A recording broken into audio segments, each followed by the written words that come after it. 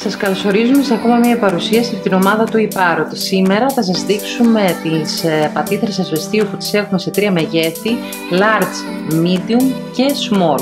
Η large λοιπόν έχει μήκος 25 εκατοστά και είναι κατάλληλη για παπαγάλους με δυνατά ράμφη και μεγάλα σε μέγεθος όπως Macao, African Grey, Cockatoo. Η δεύτερη πατήθρα, η medium, έχει μήκος 21 εκατοστά και είναι κατάλληλη για African Grey, Amazon, Eclectus και μεσαία είδη. Η τρίτη πατήθρα, η small, ενδείκνυται για μικρά είδη όπως κονούρες, αλεξανδρινούς, monk, ringneck και το μήκος του είναι 17 εκατοστά. Καλό θα ήταν αυτές τις πατήθρες να τις τοποθετήσετε σε ψηλά σημεία στο κλουβί, έτσι ώστε οι παπαγάλοι να πηγαίνουν να κάθονται και να υπάρχει περισσότερη τριβή.